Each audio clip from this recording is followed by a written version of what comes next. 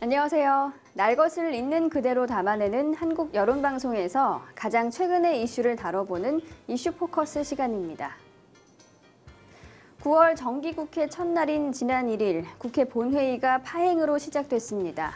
정의화 국회의장은 본회의를 열 계획이었지만 여야 간의 치킨 게임으로 무산됐습니다. 최경환 경제부총리와 박원순 서울시장이 경제 활성화를 위해 단독 회동을 가졌습니다. 한강 개발에서부터 재정 예산 편성까지 자세한 사항은 잠시 후에 전해드립니다.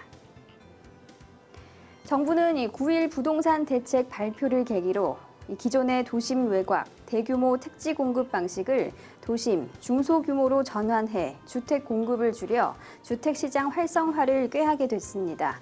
정부는 이번 부동산 대책 발표가 후 분양, 의무 착공 기간을 늘려 부동산 과잉 공급 조절에 포석이 될 정책으로 분석하고 있습니다. 북한과 일본이 레슬링 외교를 성공적으로 치러 화제가 되고 있습니다. 일본의 이노키 의원의 주도로 이뤄진 이번 레슬링 대회를 계기로 북일 간의 외교 관계가 개선될 여지를 보이고 있습니다. LA 다저스 류현진 선수가 부상을 딛고 14승을 거뒀습니다.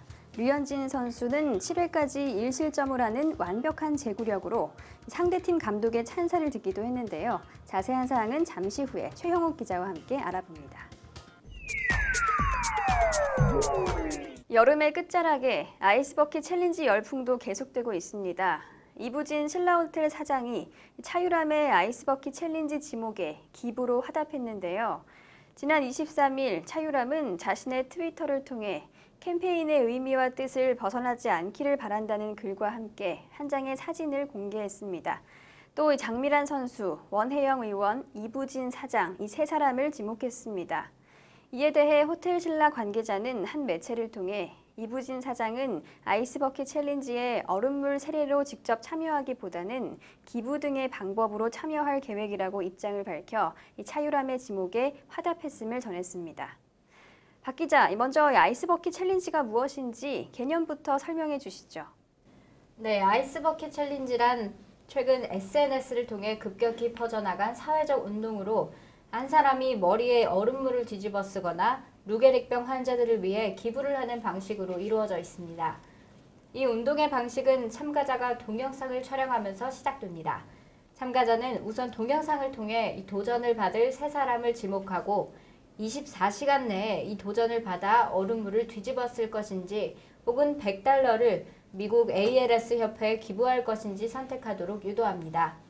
그 후 참가자가 얼음물을 뒤집어 쓰는 간단한 방식입니다. 그러나 지금은 얼음물을 뒤집어 쓰는 것이 하나의 사회 유행으로 퍼져서 기부를 하면서도 얼음물을 뒤집어 쓰는 사람이 대다수입니다. 네, 지켜보는 사람에게 흥미도 있으면서 깊은 의미까지 담고 있어 더 좋은 것 같습니다. 맨 처음 이 아이스버킷 챌린지를 시작한 곳은 미국이라고 하죠? 네, 맞습니다. 지난 2013년에 시작됐는데요. 사실 처음에는 얼음물 대신에 찬물에 입수하는 방식이었습니다. 그런데 일명 콜드 워터 챌린지라고 불렸던 이것이 건강상 위험하다는 이유로 비판을 받았던 것입니다. 그리고 2014년 6월 30일에 미국의 한 골프 채널에서 찬물 대신 얼음물로 이 도전을 시작했습니다. 이후 크리스 케네디라는 골프 선수가 루게릭병을 앓고 있는 남편을 둔 자신의 조카에게 도전을 청해왔고 이 조카는 딸이 촬영해준 아이스버킷 챌린지 동영상을 소셜네트워크에 올렸습니다. 이 동영상을 본 루게릭병 환자 팩퀴는 본인의 동영상을 페이스북에 올리면서 소소한 유행으로 번지기 시작했습니다. 또 이 동영상을 본 피츠 프레이즈라는 전 보스턴 칼리지의 야구 선수가 트위터에 관련 내용을 올리면서 전 세계적으로 유명해지기 시작한 것입니다. 이처럼 아이스버킷 챌린지는 무엇이든 쉽게 전파한다는 SNS의 특징을 타고 날개 돋친 듯 번져간 것입니다. 네, 이처럼 아이스버킷 챌린지는 자신이 참여할 뿐만 아니라 이와 동시에 지인 3명을 지목해야 합니다. 그래서 유명인들이 서로를 지목하면서 보는 재미까지 주었는데요. 지금까지 어떤 유명인들이 참여했나요? 네, 빌 게이츠나 리오넬 메시, 또 마크 주커버그, 팀 쿡 등 세계적 인사들이 얼음물을 맞고 또 기부도 했습니다. 우리나라에서는 유재석, 원빈, 아이유 등 많은 연예인들이 운동에 함께 참여했는데요. 직접적으로 물을 맞진 않았지만 미국의 대통령인 버락 오바마처럼 얼음물을 맞는 대신 $100를 기부하는 방식으로 화답한 사람도 많습니다. 또 브라질의 축구 선수 네이마르는 아이스버킷 챌린지에 참여할 때 지난 2014년 피파 월드컵에서 자신을 다치게 한 순이가를 지목했고 순이가가 이를 받아들여 화제가 된 적도 있습니다.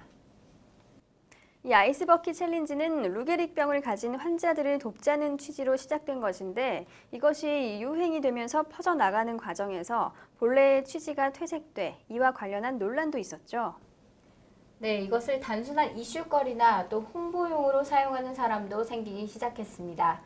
예를 들어 3명을 지목하는 과정에서 자신의 인맥을 과시하기 위한 수단으로 아이스버킷 챌린지를 이용하거나 유명인을 지목하면서 화제를 모으려고 노력한 것입니다. 인지도가 낮은 일부 연예인 소속사는 아이스버킷 챌린지 영상을 직접 보도자료로 배포하는 등 일명 언플의 수단으로 이용하기도 했습니다. 한 아이돌 여가수의 경우에는 물을 맞은 후 5단에 있는 검정색 속옷이 비치면서 누리꾼들의 문매를 막기도 했습니다. 심지어는 아이스버킷 챌린지에서 사용되는 물 사용에 낭비를 지적하는 의견도 있었습니다. 전 세계 많은 나라에서 물 부족으로 어려움을 겪고 있는 상황에서 너도 나도 아이스버킷 챌린지에서 과도하게 물을 사용하는 것은 낭비일 수 있다는 지적입니다. 또 영국의 런던에서는 한 소년이 자신이 키우는 강아지를 얼음물에 넣으면서 동물학대 논란도 나오기도 했습니다. 또한 다소 성격은 다르지만 국내 3천여 명으로 추산되는 루게릭 환자 말고도 다른 희귀병으로 고생하는 난치병 환자들에게도 대중들의 관심이 전해졌으면 하는 시각도 있습니다. 너무 이것을 놀이로만 즐기는 것은 무리가 있다. 또 루게릭병 말고도 다른 희귀병에도 관심을 두자 이런 의견들이 있었군요. 이렇게 이 아이스버킷 챌린지가 본래의 취지와 멀어지면서 일부에서는 도를 넘은 행위도 보이고 또 세계 곳곳에서 사고도 잇따르고 있죠. 네, 그렇습니다. 지난 25일 영국 스코틀랜드에서 아이스버킷 챌린지에 참여했던 18살의 캐머런 랭카스터 군이 숨지는 사고가 발생했습니다. 또한 지난 21일 미국에서 아이스버킷 챌린지 행사를 돕던 소방관 4명이 감전하는 사고도 있었습니다. 본래의 취지에서 벗어난 모습도 있었고 또 사고도 있었지만 그래도 이 루게릭병에 대한 관심 또 이 기부를 높였다는 점에서는 의미가 있는 것 같습니다. 실제로 어떤 성과가 있었나요? 네, 현재 루게릭 요양병원 건립을 위해 설립된 승일희망재단은 아이스버킷 챌린지 효과를 제대로 보고 있는 것으로 전해졌습니다. 인터넷 홈페이지는 방문자 수 폭증으로 접속이 원활하게 이루어지지 않을 정도입니다. 승일재단 공동대표인 가수 션은 루게릭에 대한 관심을 높이는 계기가 돼서 감사한 일이다. 요양병원 건립에 작은 희망을 찾은 것 같다고 밝혔습니다. 네, 그렇다면 이 해외에서의 아이스버킷 챌린지의 효과는 어떤가요? 네, 아이스버킷 챌린지에 대해서 관심이 뜨거워지면서 지난 7월 29일부터 이번 달 25일까지 ALS 협회에 기부된 모금액은 7,970만 달러, 우리 돈으로 약 812억에 넘는 돈입니다. 이는 미 국립보건원의 올해 루게릭병 연구비 4천만 달러를 훌쩍 넘어서는 수준입니다. 또 이 행사는 비영리 단체들에게 잠재적 기부자인 젊은 세대들과 어떻게 소통해야 하는지에 대한 생각을 바꾸게 만들었습니다. 이 아이스버킷 챌린지 이후 많은 비영리 단체들이 소셜미디어를 통한 창조적 방법을 개발해낼 것으로 전망됩니다. 이 아이스버킷 챌린지 열풍은 점점 막바지로 치닫고 있습니다. 이 열풍에 힘입어 이 평화를 기원하는 흙더미 샤워 캠페인도 시작됐다고 하는데 이것이 무엇인가요? 네, 흙더미 샤워 캠페인은 공습 때마다 무너지는 건물 잔해에 생명을 위협받는 가자지구 어린이들을 잊지 말자는 마음으로 요르단의 한 코미디언이 시작했습니다. 지금까지 가자지구에서는 500여 명의 어린이들이 이스라엘의 공습에 목숨을 잃은 바 있습니다. 이처럼 뒤집어쓰는 소재도 자신이 하고 싶은 주장에 따라 다양해지고 있습니다. 이스라엘의 한 농부는 전쟁에 반대하는 뜻으로 분뇨를 뒤집어썼고 미국의 한 흑인 배우는 경찰의 총기 과다 사용을 생각해보자는 뜻으로 탄피 한 바구니를 머리 위에 붓기도 했습니다. 추석 연휴를 맞아 올해 처음 시행되는 대체휴일제가 직장인들의 관심을 끌고 있습니다. 올해 대체휴일제는 추석 연휴 첫날인 9월 7일이 일요일과 겹치기 때문에 연휴 끝 다음 날인 10일까지 휴일로 지정됐습니다.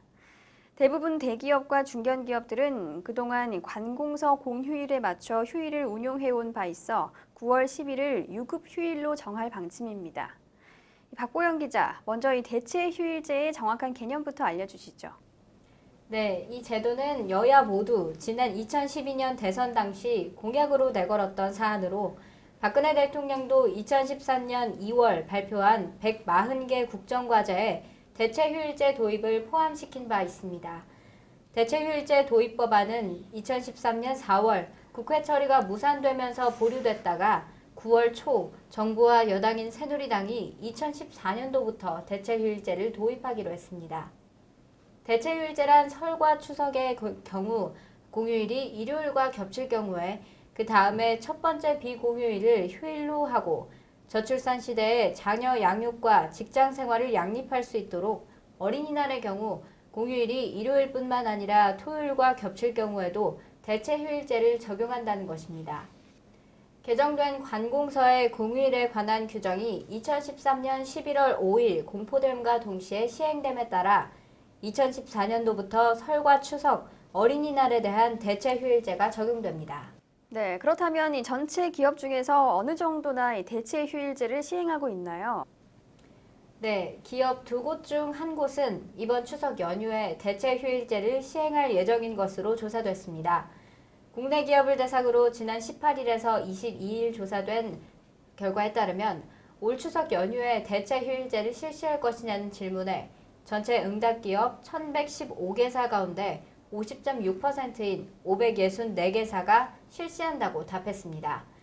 대체휴일제를 실시하는 이유로는 직원들의 추석 편의를 위해서가 가장 많았고 이와 함께 직원 사기를 진작시킬 수 있어서 단체 협약, 취업 규칙에 명문화돼 있어서 업무 능률을 높이기 위해서 등의 순이었습니다.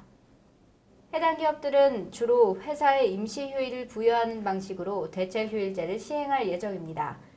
취업 규칙과 단체 협약상 휴무나 연차 휴가 공제로 처리하는 곳도 있었습니다. 네, 대체휴일제를 시행하지 않는 회사는 그 이유에 대해 무엇이라고 응답했나요? 네, 그 이유에 대해서 회사들은 의무 적용 사항이 아니라서가 가장 많았고 업무에 차질이 생길 수 있어서 휴일 규정에 혼란을 초래할 수 있어서 대체 인력 등 인건비가 부담돼서 생산량이 감소할 수 있어서 등을 들었습니다. 이 대체휴일제의 근거가 되는 규정이 관공서의 휴일을 규정한 것일 뿐 민간 기업이 반드시 따라야 하는 의무사항은 아닙니다. 그래서 일부 이를 시행하지 않는 중소기업에서는 불만의 목소리도 나오고 있다고 하죠. 네, 그렇습니다. 올해 추석은 연휴 첫날인 7일이 일요일과 겹쳐 10일이 대체휴일로 지정됐지만 일부 중소기업들은 민간 기업의 강제성이 없다는 이유로 대체휴일제를 시행하지 않고 있는 것입니다. 중소기업에 근무하는 A씨는 사측에서 수요일을 쉬게 하는 대신 토요일에 출근하라고 했다면서 협력업체가 수요일에 쉬어 기계를 운영하지 못하게 되자 사측도 어쩔 수 없이 쉬고 대신 토요일에 정상 근무로 출근하게 하더라고 토로했습니다. 이어 A씨는 직원들의 분위기에 대해 관공서나 대기업은 다 쉬는데 중소기업들은 대체 휴가를 하지 않아 상대적 박탈감이 크다며 다들 대체 휴일인데도 쉬지 못해 실망이 크다고 전했습니다. 또 이렇게 하니까 중소기업 다들 오기 싫어한다거나 솔직히 누가 중소기업을 찾겠냐는 말까지 듣는다고 전했습니다. 대체 휴일제의 실효성과 관련해 전체가 같이 혜택을 볼 사안이 아니었다면 국회에서 논의할 필요는 없었던 것 같다고 불만을 표시하기도 했습니다. 상대적인 박탈감을 갖는 것도 문제지만 더 큰 문제는 저학년 아이를 가진 부부의 경우 상황이 더 곤란하다고 하죠. 네, 그렇습니다. 중소기업에 다니는 한 부부는 대체 공휴일이 시행되는 다음 달 10일 모두 회사에 출근해야 하지만 자녀들을 맡길 곳이 없어 애를 태우고 있습니다. 학교에서 운영하는 프로그램이 있는지 문의해봤지만 공휴일이어서 어렵다는 답변만 들어야 했습니다.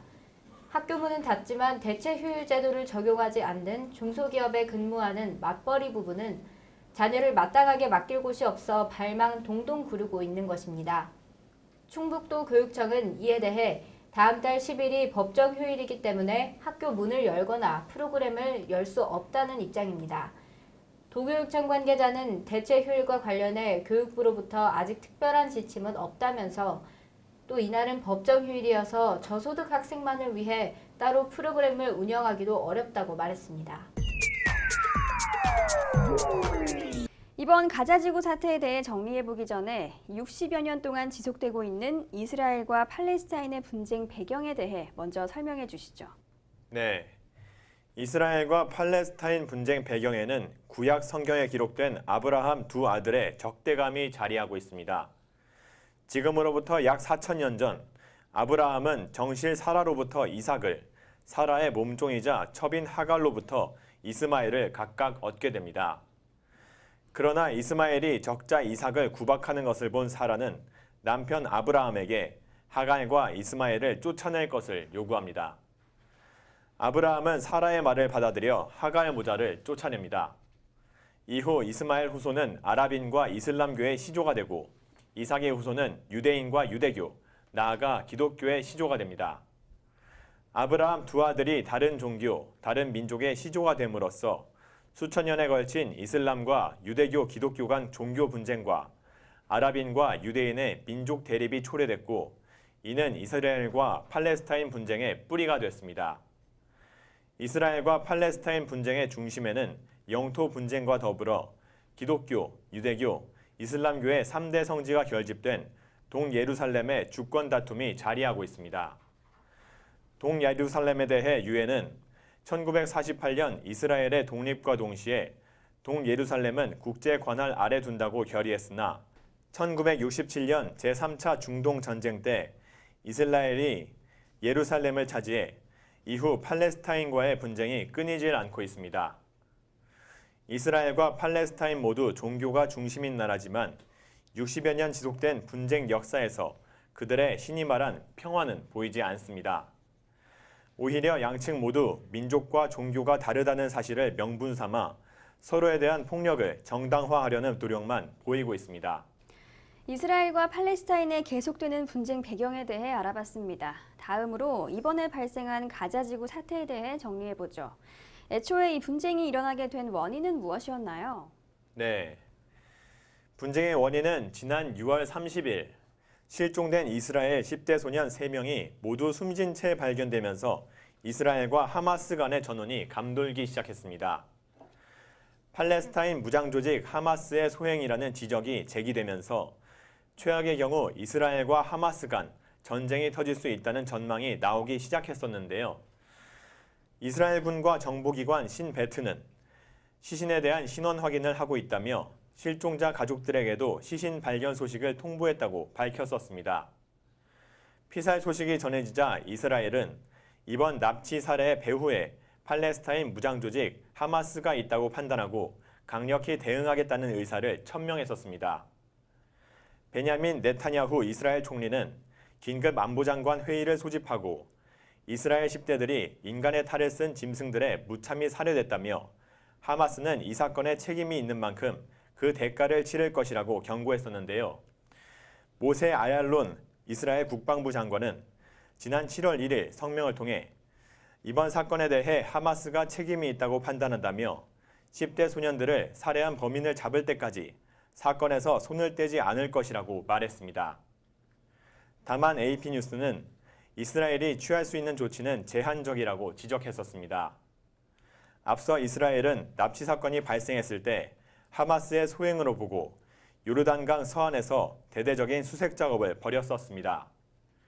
이 과정에서 요르단강 서안 내 주요 목표물들은 거의 남지 않게 됐었습니다.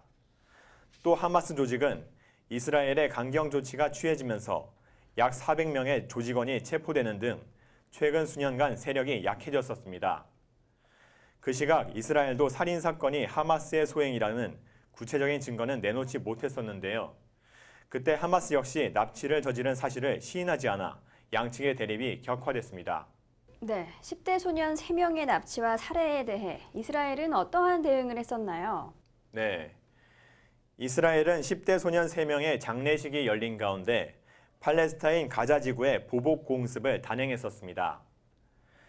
이스라엘이 배후로 지목한 하마스는 납치 살해는 자신들의 소행이 아니라면서 만약 긴장을 고조시키거나 전쟁을 수행하려 한다면 그들을 위한 지옥의 문을 열어둘 것이라고 맞대응해 긴장이 고조됐었습니다.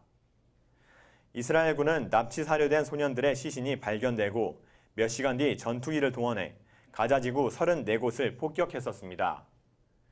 가자지구는 이스라엘이 10대 소년 납치 살해 사건의 배후로 지목한 하마스의 통치 지역입니다. 이스라엘 정부는 모세 아론 국방장관이 무력 대응을 제안했으며 베냐민 네타냐후 총리가 이를 재가했다고 밝혔었습니다. 보복 공습이 진행됐을 즈음 이스라엘 해군 함정도 가자지구 북부에 있는 하마스 대원 훈련소에 포격을 가했습니다. 이 과정에서 5명이 숨졌으며 이에 대응해 하마스는 이스라엘 통치 지역인 에슈콜즈 등에 로켓 5발을 발사했었습니다. 이 지역에서 다시 전쟁이 일어날지도 모른다는 우려가 제기되자 버락 오바마 미국 대통령이 양국의 자제를 촉구했었습니다. 네, 오바마 대통령이 나서면서 사건은 일단락되는 듯 했습니다만 서로에 대한 공격은 다시 시작됐는데요. 당시 상황을 자세히 알려주시죠. 네, 실제로 사건은 일단락되는 듯 했습니다. 지난 7월 4일 팔레스타인 무장단체 하마스와 이스라엘이 가자지구 내 교전 중단을 선언할 예정이라고 영국 BBC가 하마스 소식통을 인용해 보도했었습니다. 하마스 소식통은 하마스와 중재를 맡고 있는 이집트 정보 당국 사이에 집중 교섭이 있었다며 하마스와 이스라엘 사이에 새로운 교전 중단 협정이 몇 시간 안에 발표될 것이라고 말했었습니다. 이 소식통은 이스라엘군이 공습을 중단하겠다고 보장했고 그 대가로 하마스도 이미 로켓포 발사를 중지했다고 전했었는데요. 그 와중에 이스라엘 경찰과 팔레스타인 주민들 간 충돌이 격화됐습니다. 이스라엘 경찰과 팔레스타인 주민들 간 물리적 충돌은 7월 4일 동예루살렘에서 열린 팔레스타인 소년의 장례식 직후 벌어졌습니다.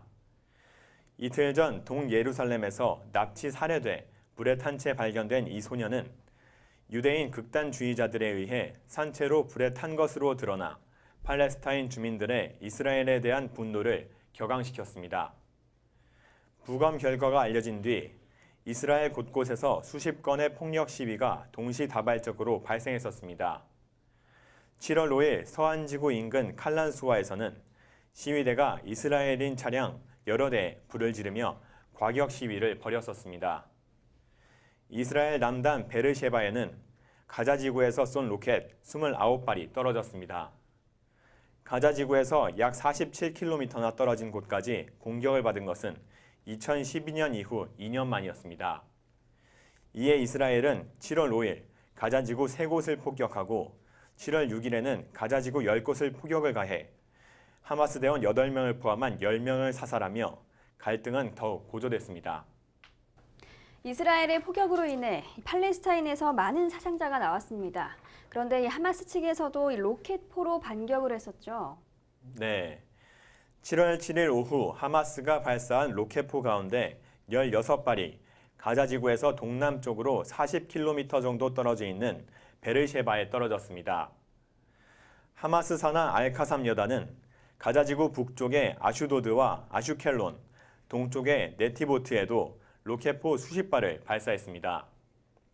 하마스는 로켓포 공격을 했다고 이례적으로 발표하고 이스라엘의 공습에 대한 직접 대응이라는 것을 분명히 밝혔습니다. 이스라엘의 경제 수도 텔아비브의 남쪽 외곽 지역에선 공습 경계 사이렌이 울리기도 했었습니다.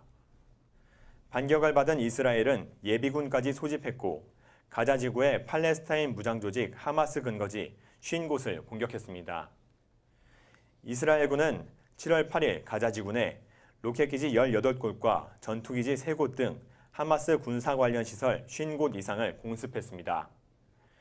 이스라엘군 대변인인 피터 러너 중령은 가자지구의 하마스에 대한 공격 강도를 점점 높여갈 것이라며 가자지구 지상 공격 가능성에 대비해 예비군을 추가 모집하고 있다고 말했습니다.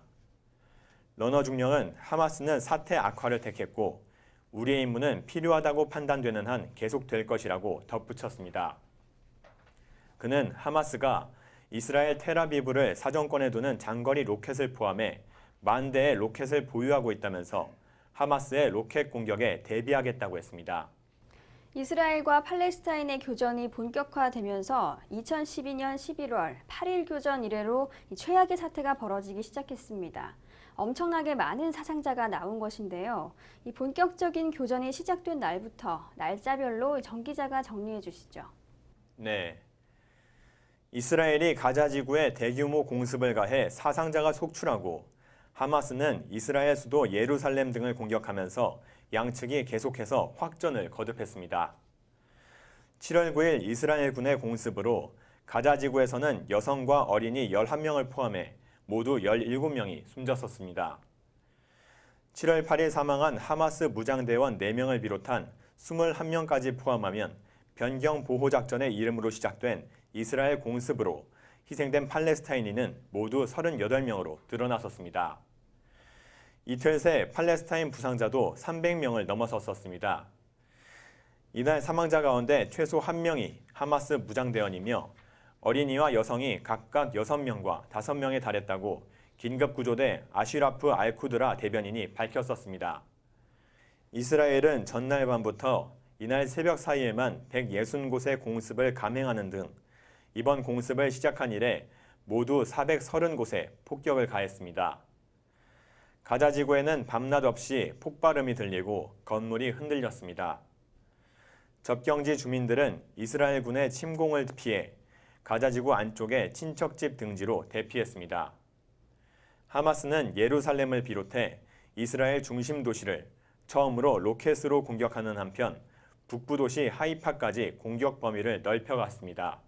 하마스 산하 예제딘 알카삼 여단은 이날 성명을 내고 처음으로 예루살렘과 텔아비브에 M75 로켓 4발씩, 북부 지역 하이파에 R160 로켓 1발을 발사했다고 밝혔습니다. 수도 예루살렘에는 공습 사이렌이 울리고 나서 폭발 굉음이 연달아 들렸었습니다. 경제 수도 텔아비브를 겨냥한 로켓포 2발은 이스라엘의 미사일 방어 시스템 아이언돔에 격추됐으나 주민들이 서둘러 대피하는 등 혼란이 빚어졌습니다. 이스라엘은 로켓 1발이 가자 지구에서 140km 떨어진 북부 하이파가 아니라 100km 떨어진 하데라에 떨어졌다고 주장했습니다. 그렇다고 해도 하마스 로켓 공격 중 최장거리였습니다. 전날 가자 지구에서 이스라엘로 떨어진 로켓포는 모두 117발에 달하며 이 가운데 45발이 예루살렘과 텔아비브, 하데라 등 주요 도시에 집중됐습니다. 네, 본격적인 교전이 시작된 시점에 미국과 유엔, 아랍권 등은 어떤 반응을 보였나요? 네, 미국은 전통적 우방인 이스라엘 지원에 나섰습니다. 조시 어니스트 백악관 대변인은 이스라엘 민간인을 겨냥한 하마스의 지속적인 로켓 공격을 규탄한다면서 이스라엘의 자위권을 지지한다고 말했었습니다. 미국은 최근 하마스와 통합정부를 구성한 마흐무드 아바스 팔레스타인 자치정부 수반에게 로켓 공격 중단과 지역 안정을 위해 노력해달라고 주문하기도 했었습니다. 반기문 유엔 사무총장은 하마스의 이스라엘 로켓 공격을 비난하면서 양쪽의 민간인 살상과 지역 불안정을 불러오는 행위를 피해달라고 요청했습니다. 아랍권은 이스라엘의 공습을 비난하며 국제사회의 대응을 촉구했습니다. 아랍권 22개국으로 구성된 아랍연맹은 카이로에서 회의를 열고 이스라엘의 가자지구 공습을 중단시키기 위해 유엔 안전보장이사회에 긴급회의 소집을 요구했습니다. 터키 역시 외무부 성명을 내고 이스라엘의 즉각 공습을 중단하라고 요구하는 한편 유엔을 비롯한 국제사회의 개입 필요성을 강조했습니다. 당시에 이스라엘 총리가 지상군 투입을 시사하면서 이스라엘군의 미사일 방어체계인 아이언돔에도 관심이 쏠렸었는데요. 이스라엘군의 아이언돔은 어떤 무기인가요? 네, 7월 9일 이스라엘 총리는 가자 지구에 대한 지상군 투입 가능성을 내비치면서 군은 모든 선택지를 준비하고 있다고 밝혔습니다. 가자 지구에 지상군이 진입하는 것은 지난 2005년 이후 9년 만에 처음이었습니다.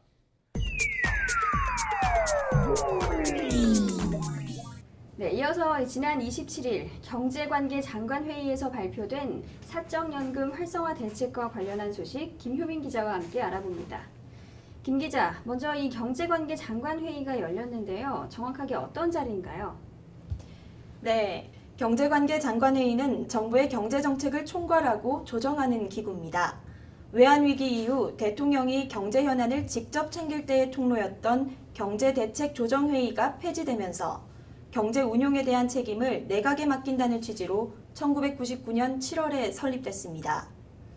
2013년 박근혜 정부가 들어서면서 개편된 정부 조직법에 따라 경제정책조정회의가 경제관계 장관회의로 명칭이 변경됐습니다.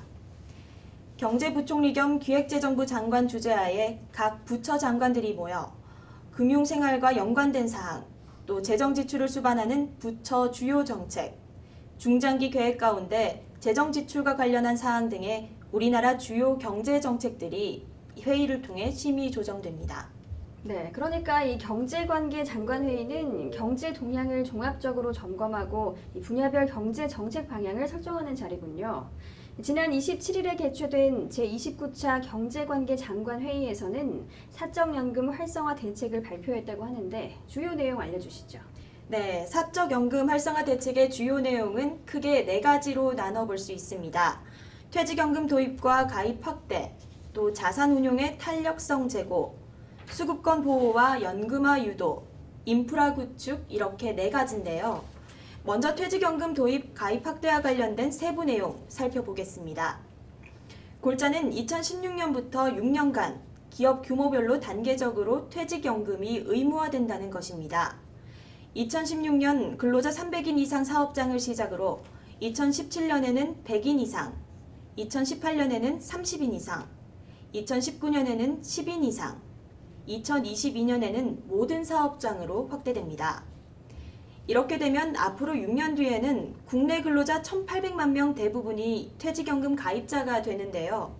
대기업뿐만 아니라 중소기업 근로자도 퇴직금을 연금으로 나눠받아 노후 생활비로 쓰게 하자는 것이 취지입니다. 근속기간 1년 미만인 임시직 근로자도 일정 기간 근무하면 퇴직급여 가입 대상에 포함됨으로써 이 퇴직급여 사각지대가 줄어들게 할 방침입니다. 또 퇴직연금을 도입하지 않는 기업에는 과태료를 부과하고 퇴직연금을 도입한 기업에는 재정을 지원한다는 내용도 포함되어 있습니다. 다음으로 자산운용의 탄력성 제고, 즉 연금 수익률을 높이겠다는 부분의 주요 내용 살펴보겠습니다. 확정기여형 또 개인형 퇴직연금 제도와 같은 위험자산 보유 한도를 내년부터 40%에서 70%로 상향 조정해 퇴직연금 자산운용 규제를 단순화하고 완화합니다. 또 2016년 7월부터는 노사와 외부 전문가가 참여하는 기금형 퇴직연금 제도를 도입한다는 것도 큰 특징입니다. 투자위원회 투자원칙보고서를 기업 규모별로 단계적으로 의무화시킬 뿐만 아니라 또 개인연금 상품을 다양화함으로써 자산운용의 탄력성을 제고할 예정입니다. 네, 지금까지 사적연금 활성화 대책 중 퇴직연금 가입 확대에 대한 부분과 자산운용의 탄력성을 제고하는 부분 알아봤습니다. 나머지 내용인 수급권 보호와 연금화 유도, 인프라 구축과 관련한 부분도 알려주시죠. 네, 수급권 보호와 연금화 유도를 위해 내년부터 소비자 보호 장치를 강화하고 기업의 파산을 대비하기 위해 확정급여형 사회 적립 비율을 단계적으로 상향한다고 합니다. 좀 더 구체적으로 보면 현재 확정급여형 연금의 사회 적립 비율이 70%인데요. 2020년에는 100%까지로 올리겠다는 것입니다. 또 2015년 상반기에는 확정기여형, 또 개인형 퇴직연금 제도에 대한 예금자 보호 한도를 1인당 5천만 원까지 보장합니다. 부득이한 사유로 인한 연금 계좌 인출 시 세금 부담을 완화해주고 또 연금 수령 시 세금을 30%까지 경감해주는 등의 세제 개편 또한 연금 가입자를 보호하기 위한 장치라고 할 수 있습니다. 이와 더불어 2015년 하반기부터는 연금담보대출 대상을 학자금, 또 긴급 생계비로 확대하겠다는 방침도 있습니다. 끝으로 인프라 구축 부분에 대한 주요 내용 알려드리겠습니다. 2014년 10월부터는 연금정책협의회를 정례화하고 2015년부터는 개인연금법을 마련한다는 것이 주 내용입니다. 또 연금과 관련한 교육, 컨설팅을 강화한다는 것도 덧붙여 발표됐습니다. 네, 이번 8.27 경제관계 장관 회의에서 오갔던 사적연금 활성화 대책 주요 내용 들어봤습니다. 그렇다면 지금까지 우리나라 연금제도는 어떻게 운용되어 왔는지도 살펴볼 필요가 있을 것 같은데요. 김 기자가 알려주시죠. 연금제도는 경제활동을 통해 소득을 벌기 힘든 노후 생활을 위해 경제활동 기간 동안 벌어들인 소득의 일부를 적립하는 제도입니다. 연금제도는 그 운영 주체가 국가인 공적연금제도와 또 운영 주체가 국가가 아닌 사적연금제도로 나뉘는데요. 공적연금제도의 예로는 일반 국민 대상의 국민연금제도와 특수직 종사자 대상의 군인연금, 공무원연금, 사립학교 교원연금 제도가 있습니다. 사적연금제도는 직장이 운영 주체인 기업연금과 또 개인이 운영 주체인 개인연금으로 구분됩니다. 사적연금제도 중 기업연금은 회사를 다니는 동안 조금씩 돈을 저축하고 투자해서 나중에 지급받는 방식을 의미하고 또 개인연금은 은행이나 보험사를 이용해 얼마든지 가입할 수 있는 방식입니다. 네, 그렇군요. 그런데 정부가 갑자기 사적연금을 활성화하겠다는 대책을 내놓은 이유는 무엇인가요? 퇴직연금 제도가 도입된 지 시간은 많이 흘렀는데요. 그 도입률은 16%밖에 안 됩니다.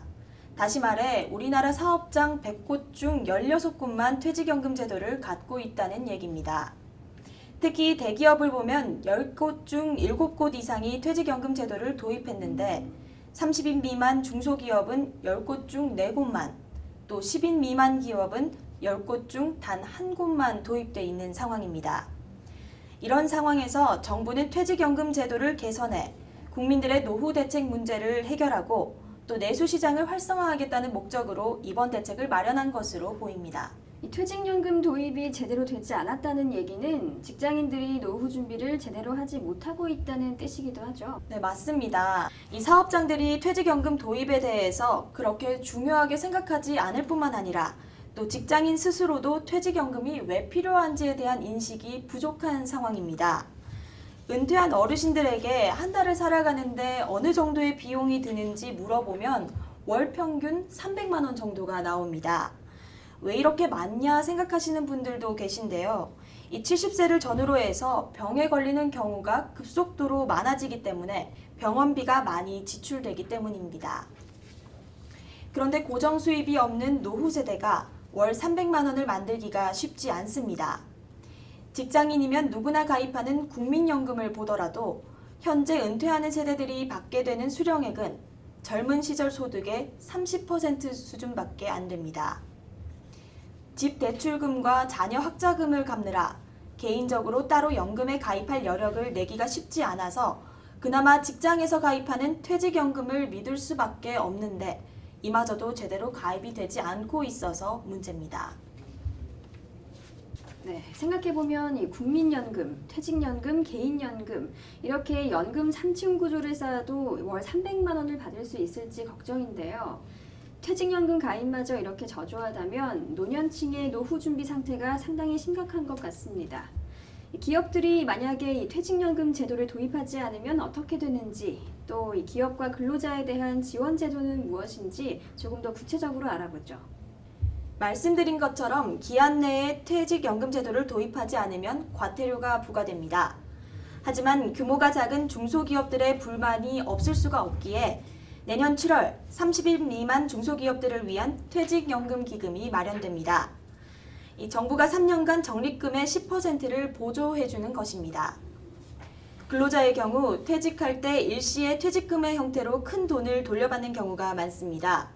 보통 이렇게 목돈을 받아서 창업 자금으로 쓰시다가 이 사업 실패라도 경험하게 되면 이분들의 노후는 아무도 지켜줄 수 없게 됩니다. 그래서 근로자분들이 퇴직금 말고 퇴직연금을 가입해 이용할 수 있도록 유도한다는 차원에서 정부는 퇴직연금 납입액에 대해 300만 원까지 세액공제를 지원합니다. 네, 기업과 근로자 모두에게 퇴직연금을 선택할 수 있도록 독려한다는 뜻이군요. 그렇습니다. 대책 주요 내용에서도 말씀드렸듯이 기금형 퇴직연금 제도도 같은 맥락입니다. 국민연금 기금처럼 기업들도 자체적으로 기금을 조성해서 연금 자산을 기업이 운영하고 관리할 수도 있고 기업이 금융회사에다가 계약을 체결해서 기금 형식으로 연금 자산을 운용하게 하는 방법도 있습니다. 2016년 7월부터 기금형 퇴직연금 제도가 도입되는데요. 기업들이 좀 더 책임감을 갖고 연금을 운영하라는 의미입니다. 네, 같은 퇴직연금이라도 이 개념이 복잡해서 사실 일반 사람들이 관심을 갖고 보지 않으면 알기 어려운 부분이 많습니다. 이 사적연금 활성화 대책의 주요 내용에서 확정기여형, 확정급여형 등 어려운 용어가 많이 나왔는데요. 좀 더 자세히 설명해 주시죠. 먼저 확정기여형 퇴직연금이란 이 사용자의 부담금 수준이 사전에 결정되고 또 근로자가 받을 퇴직급여는 적립금 운용 실적에 따라 변동되는 연금제도를 말합니다. 적립금은 사용자로부터 독립돼 근로자 개인 명의로 적립되므로 이 기업이 도산할 때에도 수급권이 100% 보장되고요. 또 직장을 옮겨도 연결 통산이 쉽습니다. 그러나 투자 결과에 따라 연금액은 달라질 수 있습니다. 따라서 확정기여형 퇴직연금은 경영이 불안정한 기업과 또 자체 퇴직연금 제도를 설계하기 어려운 중소기업, 연봉제를 실시하면서 매년 퇴직금 중간정산을 실시하는 기업, 직장이동이 빈번한 노동자에게 유리합니다. 다음으로 확정급여형 퇴직연금이란 근로자가 지급받을 급여의 수준이 사전에 결정되어 있는 퇴직연금을 말합니다.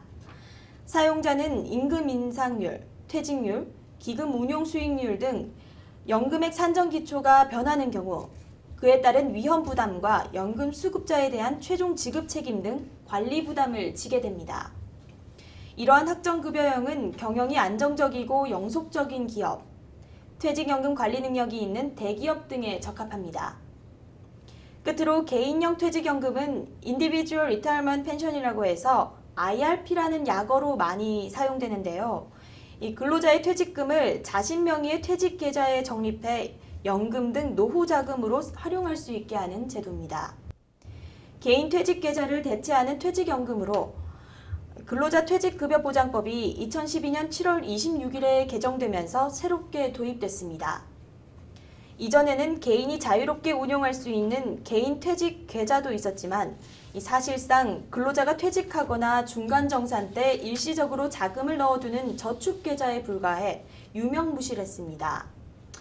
개인형 퇴직연금은 이 개인 퇴직계좌의 단점을 보완해 퇴직하지 않아도 누구나 개설할 수 있고 또 연간 1,200만 원까지 추가 납입이 가능합니다. 네, 그러면 다시 본론으로 돌아가 보도록 하겠습니다.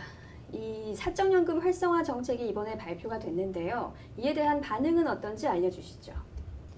이번 대책의 골자인 퇴직연금 도입 의무화 방안에 대해 긍정적인 반응과 우려 섞인 목소리가 나뉘고 있습니다. 기본적으로 노후소득 보장 기능을 제고할 수 있다는 점에서 긍정적이지만 손실 위험이 커지고 또 기업의 추가적인 부담 요인으로 작용할 가능성이 커 시행 과정에서 어려움이 예상돼 부정적 반응도 만만치 않습니다. 이번 대책은 은퇴자들의 안정적인 노후 소득을 보장하자는 취지에서 마련됐습니다. 노년층의 빈곤층 전락을 막아 안정적인 소비 흐름을 만들어 내수를 활성화하고 자산시장 활성화에도 도움을 줄 수 있다고 보는 반응이 긍정적 반응의 대표적인 예입니다. 정부는 현재 약 80조 원 수준인 퇴직연금 시장이 170조 원으로 늘어나 이 자산시장 활성화에도 긍정적 영향을 줄 것으로 보고 있습니다. 그러나 이번 사적연금 활성화 방안의 부작용에 대한 우려도 많습니다. 가장 먼저 정부가 도입하려는 기금형 퇴직연금 제도의 경우 현행 계약형 퇴직연금 제도보다 운용 비용과 손실 위험이 크다는 것입니다. 개별 기업이 적립금 운용에 더 많은 결정권을 갖게 되면 그만큼 책임도 커지게 됩니다. 따라서 개별 기업과 근로자의 일반적인 금융 지식 수준이 높지 않다면 오히려 근로자가 연금을 수급받지 못하는 경우도 생길 수 있습니다. 네, 이번에는 스포츠 소식 알아봅니다. 류현진 선수가 부상을 딛고 복귀 전 샌디에이고 파드레스와의 경기에서 승리를 거뒀습니다. 최 기자, 상대편 감독도 극찬할 정도였다고요? 네, 코리안 몬스터 류현진이 시즌 14승 고지를 밟았습니다. 빼어난 제구를 바탕으로 수싸움에서 타 타자를 압도했고 결정적인 순간 커브가 빛을 발했습니다. 류현진은 1일 캘리포니아주 샌디에이고 패코파크에서 열린 2014 시즌 메이저리그 샌디에이고 파드리스와의 원정 경기에 선발 등판에 7이닝 4피안타, 무사 4구, 7탈삼진 2실점을 기록했습니다. 6대1로 앞선 8회 초 무사 1, 2루의 자신의 타석에서 안드레 이디어와 교체된 류현진은 팀이 7대1로 이기면서 시즌 14승째를 챙겼습니다. 평균 자책점은 3.28에서 3.18로 떨어졌는데요. 류현진은 부상 복귀전에서 건재를 알렸습니다. 투구수 84개 가운데 스트라이크가 57개였습니다. 24명 가운데 17명의 타자에게 초구로 스트라이크를 잡았습니다. 최고 시속 95마일 직구를 앞세워 볼 카운트를 유리하게 이끌어갔고 결정구로 71마일에서 76마일을 오간 커브를 적극적으로 활용했습니다. 류현진은 경기가 끝나고 샌디에이고 타자들을 많이 분석했다. 높은 공으로 스트라이크를 잡고 낮은 변화구로 승부하려 했다고 밝혔습니다. 장타로 이어질 수 있는 높은 공을 자신 있게 던질 수 있었던 것은 특유의 제구력이 여전했기 때문에 가능한 것인데요. 삼진 장면을 보면 제구와 커브의 절묘한 조합이 더 두드러집니다. 이날 류현진이 기록한 7탈삼진 가운데 5개가 커브로 낚은 삼진이었습니다. 류현진 14승 달성 소식에 류현진 14승 달성 정말 축하드려요. 류현진 14승 달성, 부상에서 완벽하게 부활했네요. 류현진 14승 달성, 후반기가 더욱더 기대됩니다. 등의 누리꾼들의 반응을 보였습니다. 네, 최근 상승세를 타고 있는 류현진 선수 참 대단하다는 생각이 듭니다. 그렇다면 이 15승에 대한 전망은 어떤가요? 네, LA 다저스 류현진 14승 소식이 전해진 가운데 류현진, 커쇼, 그레인키의 승수 및 방어율에 관심이 모아지고 있습니다. 괴물 좌완 류현진이 부상을 털어내고 완벽한 복귀전을 치르면서 메이저리그에서도 정상급 투수로 인정받는 15승 2점대 평균 자책점 달성까지도 가시권에 뒀습니다. 특히 이번 경기는 갑작스러운 부상으로 인해 주춤하는 듯 했던 흐름을 다시 복귀전에서 이어갔다는 점에서 그 의미가 큰데요. 새롭게 구사하는 고속 슬라이더를 앞세워 후반기 승승장구했던 류현진은 지난달 초순까지 4연승을 달리며 시즌 13승을 쌓은 고공행진을 벌였습니다. 하지만 하늘을 찌를 듯하던 기세는 8월 14일 애틀란타 브레이브스와의 경기에서 오른쪽 엉덩이 근육을 다치면서 그 기세가 꺾이고 말았습니다. 18일이라는 시간을 재활로 흘려보내면서 9월을 맞은 탓에 다승왕 경쟁에서는 한 발 멀어졌기도 했는데요. 비록 아쉬움이 남지만 류현진에게 아직도 도전해볼 기록이 남아있습니다. 바로 슈퍼루키에서 에이스급 투수로서의 자신의 존재 가치를 인정받는 것인데요. 15승과 2점대 평균 자책점의 성적이 에이스급 투수의 조건입니다. 1승만 더 추가해 15승을 달성한다면 자신이 지난해보다 한 단계 성장해 다저스 마운드의 핵심으로 자리매김했음을 증명하는 것이나 마찬가지입니다.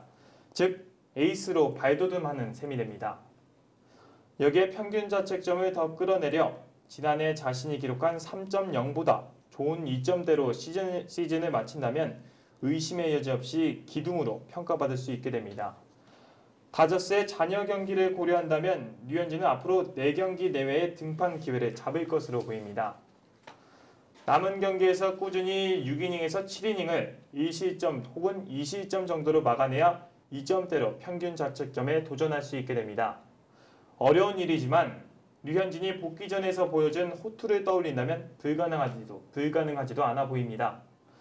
이날 류현진은 최고 시속 153km의 직구와 예리한 커브, 슬라이더를 앞세워 샌디에이고 타선을 철저히 봉쇄했고 2회에서 5회까지를 연달아 3자 범퇴를 처리하고 14명의 타자에게 연달아 아웃 카운트를 잡아내는 등 류현진 선수는 이번 경기 직전까지 3.28이었던 평균 자책점을 3.18까지 끌어내리며 상승세를 탄 모습을 보여주고 있습니다.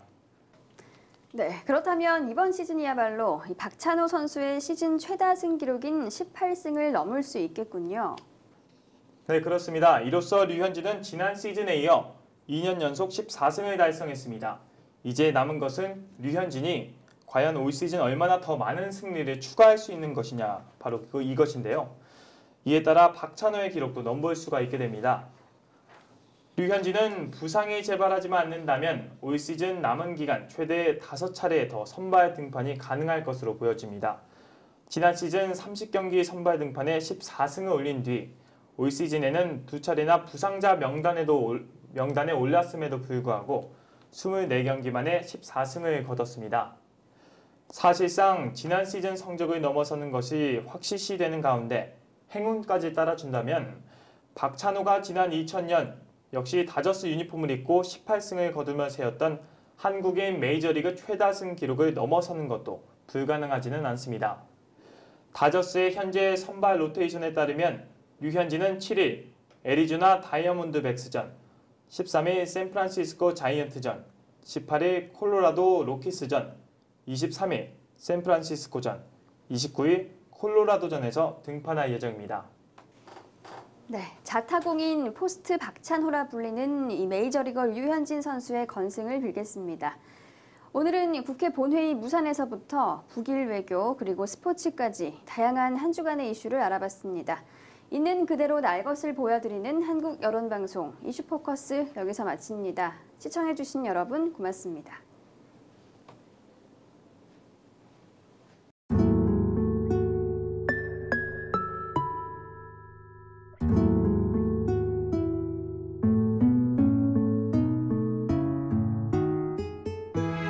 이곳은 온 국민을 안타깝게 하고 있는 세월호 침몰 사고가 발생한 진도 팽목항입니다.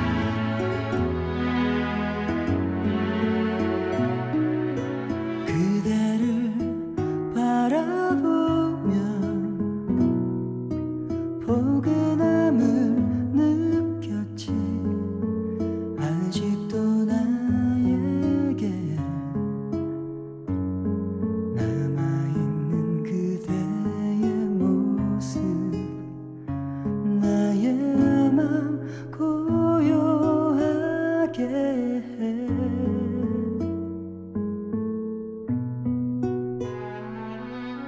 지나간 기억 속